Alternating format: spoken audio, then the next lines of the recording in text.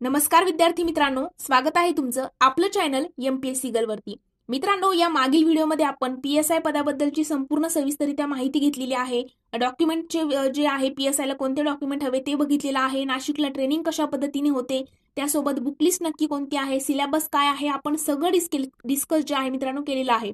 मात्र पीएसआय ची 2023-24च्या नवीन बदलानुसार मैदानी चाचणी कशा पद्धतीने होते, नक्की काय नवीन बदल झालेले आहेत त्याबद्दल भरपूर विद्यार्थ्यांना डाऊट आहेत। मी बघितलं तर 10 कमेंटच्या नंतर एक कमेंट पुन्हा अशी आहे की मैदानी चाचणीबद्दल सांगा। मैदानी चाचणीमध्ये डाऊट, भरपूर जणांना मैदानी चाचणीबद्दल डाऊट आहे। त्यामुळे आजच्या व्हिडिओमध्ये मित्रांनो तुमचं जे डाऊट आहे पीएसआय मैदानी चाचणीबद्दलचे ते सगळे डाऊट आजच्या व्हिडिओमध्ये तुमचे क्लिअर होणार आहेत। पुरुषांची पात्रता काय असायला हवी, महिलांची पात्रता काय असायला हवी, गुणांचं विभाजन कशा पद्धतीने केलेलं आहे, म्हणजे सपोज आता महिलांना 400 मीटर धावायचं आहे आणि जे पुरुष उमेदवार आहेत त्यांना 800 मीटर धावायचं आहे, मग ते धावताना किती मिनिटांमध्ये कव्हर केल्यानंतर तुम्हाला किती गुण दिले जाणार आहेत, अगदी मायक्रो अनालिसिस करून आपण या ठिकाणी एक ना एक गोष्ट जी आहे मित्रांनो समजून घेणार आहोत।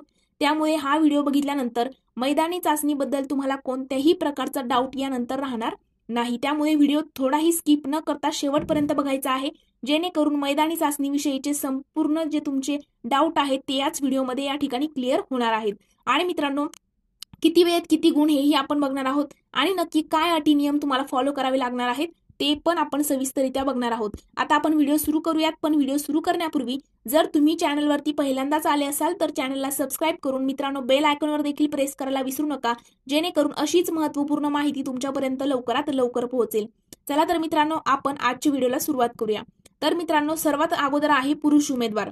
आता पुरुष उमेदवाराकरिता काय पात्रता आहे तर बघा, सगळ्यात पहिली गोष्ट म्हणजे तुम्हाला काय काय आहे मैदानी चाचणीत आपण ते समजून घेऊया।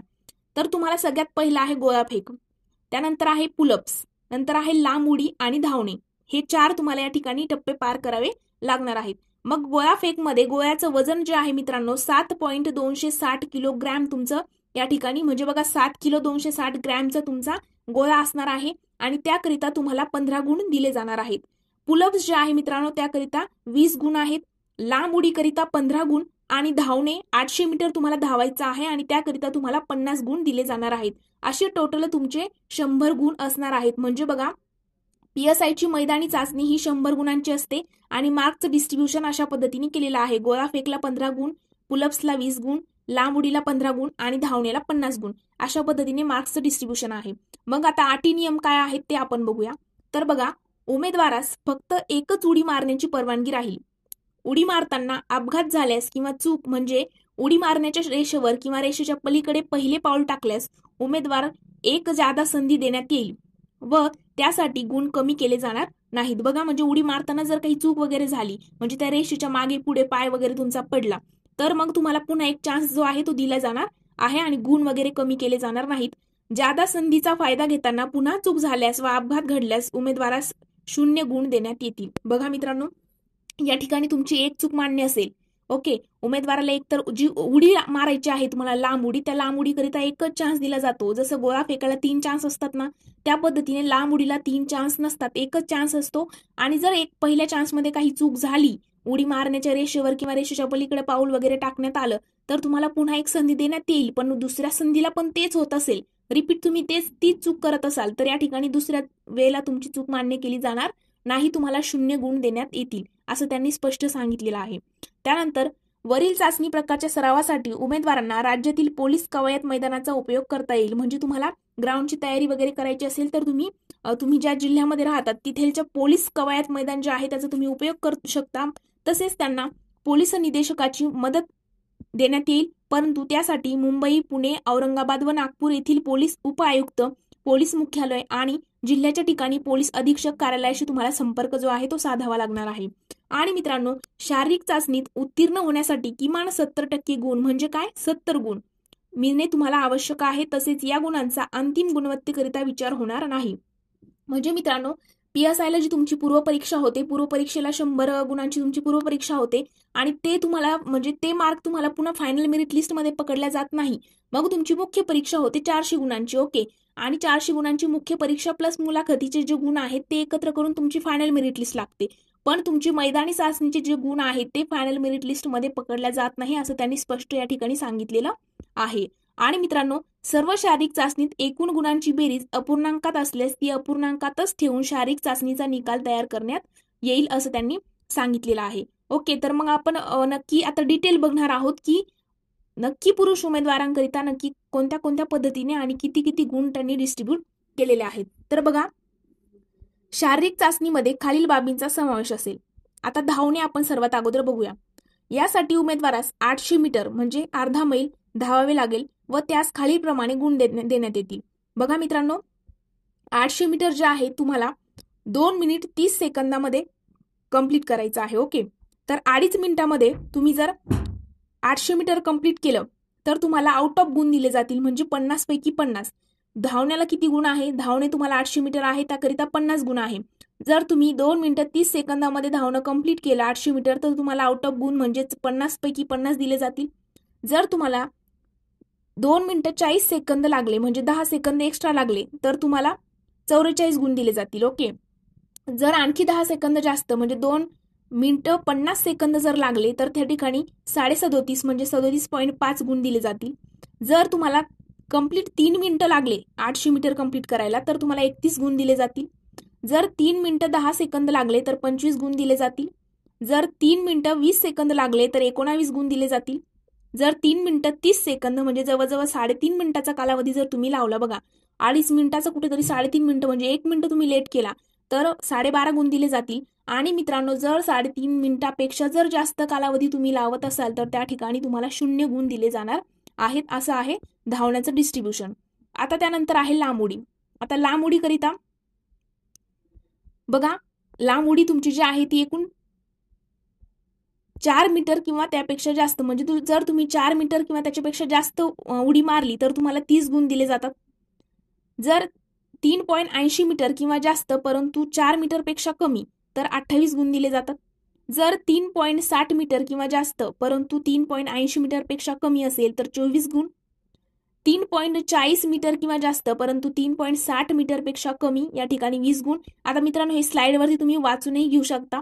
फक्त या ठिकाणी हे लक्षात घ्यायचं आहे की 2.5 मीटरपेक्षा जर कमी उडी तुमची असेल तर या ठिकाणी तुम्हाला 0 गुण दिले जाणार आहेत. तर मित्रांनो, ग्राउंडची जेव्हा तुम्ही तयारी करताना त्याच वेळेला तुम्हाला टाइम लावूनच, म्हणजे सुरुवातीला तर तुम्ही थोडंफार वॉकिंग वगैरे ह्या गोष्टी करायच्या आहेत, स्ट्रेचिंग वगैरे, पण जेव्हा तुम्ही प्रॉपर ग्राउंडला सुरुवात कराल त्यावेळेला तुम्हाला टाइमर लावूनच तुम्ही ग्राउंड जे आहे ते करायचं आहे. या ठिकाणी 2 मिनिटं 30 सेकंद सांगितलेलं आहे ना, तर तुमचं 2 मिनिटं 10 सेकंद 20 सेकंदात कसं कव्हर होईल याकडे लक्ष द्यायचं आहे. म्हणजे ऐन वेळी जेव्हा तुमचं ग्राउंड असतं त्यावेळेला बरोबर तुम्ही तेवढ्या वेळेमध्ये ते कव्हर करता. आता मित्रांनो बघा, पुलअप्स जे आहेत, क्षितिज समांतर खांबावर उमेदवारास 8 पुलअप्स काढावे लागतील.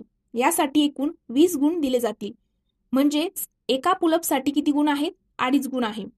उमेदवाराची छाती सहजपणे आडव्या खांबाला टेकल्यानंतर त्याने एक पुलअप पूर्ण केला असे समजण्यात येईल. आता तुम्हाला माहित असेल पुलअप्स कसे मारतात. ओके, असे करताना उमेदवारांनी न झगडता आणि अथवा आपले पाय न झगडता किंवा न वाकवता एक पुलअप पूर्ण केल्यास त्यास पूर्ण 2.5 पैकी 2.5 गुण जे आहेत ते दिले जाणार आहे. तुम्हाला पाय वगैरे वाकवायचा नाहीये.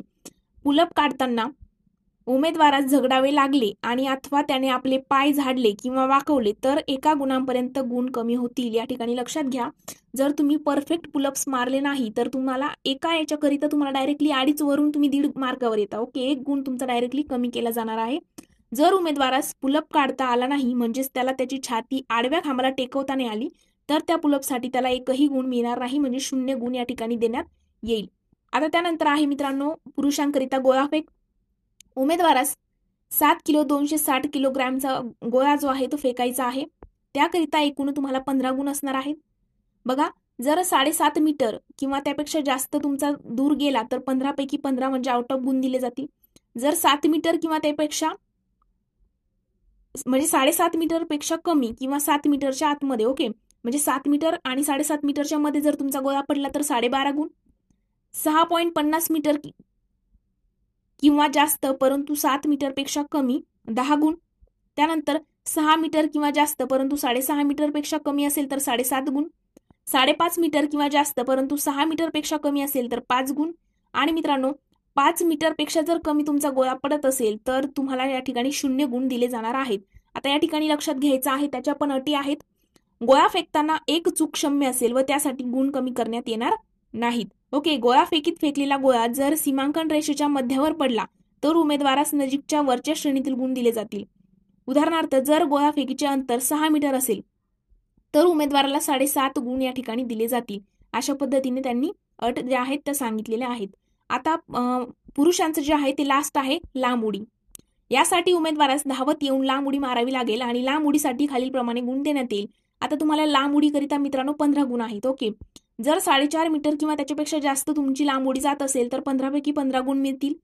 जर 4.35 मीटर किंवा 4.50 मीटर पेक्षा कमी असेल तर तुम्हाला 14 गुण दिले जातील.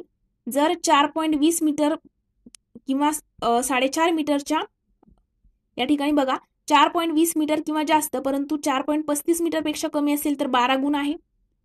जर 3.90 मीटर किंवा त्यापेक्षा जास्त परंतु 4.20 मीटर पेक्षा कमी असेल तर 10 गुण. आता हे तुम्ही वाचून घ्यायचं आहे स्लाइडवरती. आणि बघा 2.5 मीटर पेक्षा कमी जर तुम्ही या ठिकाणी लांब उडी मारत असाल तर 0 गुण दिले जाणार आहेत.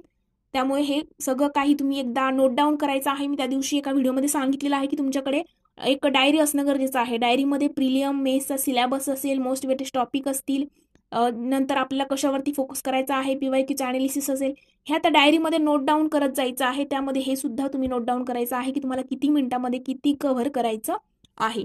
आता त्याकरिता आपण बघा नेक्स्ट आहे महिला उमेदवार. आता महिलांकरिता नक्की काय असणार आहे आपण डिटेल बघणार आहोत. बघा, महिलांना फक्त गोळाफेक, धावणे आणि लांब उडी आहे. त्यांना पुलअप्स वगैरे ह्या गोष्टी नसतात. महिलांचा जो गोळा आहे तो 4 किलोचा आहे आणि त्याकरिता 20 गुण दिले जातील. धावणे त्यांना 400 मीटरचा आहे आणि कमाल गुण जे आहेत ते 50 गुण आहेत आणि लांब उडीकरिता महिलांना 30 गुण दिले जाणार आहेत. असे टोटल या ठिकाणी 100 गुण झाले. आता जर आपण डिटेलमध्ये बघायला गेलो तर या ठिकाणी धावणे जे आहे त्याकरिता बघा 1.15 मिनिटं किंवा त्यापेक्षा कमी जर तुम्ही लावत असाल तर 50 गुण आउट ऑफच तुम्हाला या ठिकाणी दिले जातील. आणि मित्रांनो हे जे आहे स्लाइडमध्ये तुम्ही सगळ्यांनी वाचून घ्यायचं आहे. 1.15 मिनिटं पेक्षा जास्त परंतु 1.20 मिनिटापेक्षा कमी असेल तर या ठिकाणी 44 गुण दिले जातील आणि 1.45 मिनिटापेक्षा जास्त कालावधी जर तुम्ही लावत असाल तर 0 गुण दिले जातील. हे तुम्ही स्लाइडवरती वाचून घ्यायचं आहे. ओके, व्हिडिओ उगीच म्हणजे लांब होतोय खूप. तुम्ही एकतर पॉज करून लिहूनही घेऊ शकता. आणि बघा लांब उडी जी आहे महिलांकरिता जी लांब उडी आहे त्यामध्ये 4 मीटर किंवा त्यापेक्षा जास्त जर तुमची लांब उडी जात असेल तर आउट ऑफ म्हणजे 30 पैकी 30 गुण दिले जातील. आणि जर तुम्हाला 2.5 मीटर पेक्षा कमी तुमची लांब उडी जात असेल तर या ठिकाणी 0 गुण देण्यात येणार आहे. उमेदवारास फक्त एकच उडी मारण्याची परवानगी राहील. उडी मारताना अपघात झाल्यास किंवा चूक म्हणजे उडी मारण्याच्या रेषेवर किंवा रेषेपलीकडे पाऊल टाकल्यास उमेदवारास एक जादा संधी देण्यात येईल आणि त्यासाठी गुण कमी केले जाणार नाहीत. पण जादा संधीचा फायदा घेताना पुन्हा चूक झाल्यास, अपघात घडल्यास उमेदवारास 0 गुण देण्यात येईल. हे अगोदर पण आपण सांगितलेलं होतं. म्हणजे पुरुष आणि महिला उमेदवारांकरिता या ठिकाणी सेम अटी आहेत. आता महिलांकरिता आहे लास्ट गोळाफेक. ओके, गोळाफेकमध्ये बघा जर 6 मीटर किंवा त्यापेक्षा जास्त तुमचा गोळा जात असेल तर आउट ऑफ म्हणजे 20 पैकी 20 गुण दिले जातील. त्यानंतर 5.50 मीटर किंवा त्यापेक्षा जास्त जात असेल ओके तर तुम्हाला 17 गुण दिले जातील. जर 5 मीटर किंवा त्यापेक्षा जास्त पण 5.5 मीटर पेक्षा कमी 14 गुण आहेत. 4.50 मीटर व त्यापेक्षा जास्त किंवा 5 मीटर पेक्षा कमी असेल तर 11 गुण.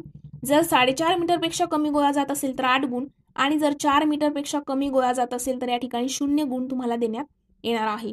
आता जर आपण उंची बघितली तर पुरुष जे उमेदवार आहेत ओके मेल कॅन्डिडेट जे आहेत त्यांच्याकरिता बघा 165 सेंटीमीटर तुमची उंची जी आहे ती असणं गरजेचं आहे आणि महिलांकरिता जे आहे 157 सेंटीमीटर उंची या ठिकाणी असणं गरजेचं आहे. जर तुम्ही तयारी करत असाल तर अगोदर तुमची उंची देखील तुम्ही मोजणं गरजेचं आहे. काही स्टुडंट असे असतात सुरुवातीपासून तयारी वगैरे सगळ्या गोष्टी करतात म्हणजे खूप प्रिपेअर असतात, खूप म्हणजे कष्टाने मेहनत वगैरे सगळ्या गोष्टी करतात पण त्यांची लास्टला हाईट भरत नाही.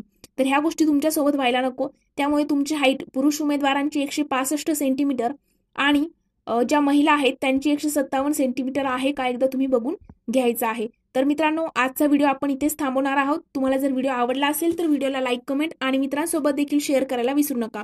आणि या व्हिडिओ नंतरही तुम्हाला कोणत्याही प्रकारचा डाऊट असेल मैदानी चाचणीविषयी तर तुम्ही कमेंट सेक्शनमध्ये विचारू शकता किंवा मग आपल्या चॅनलच्या अबाउट सेक्शनमध्ये जर गेलात तर माझ्या इंस्टाग्राम अकाउंटची लिंक त्या ठिकाणी आहे.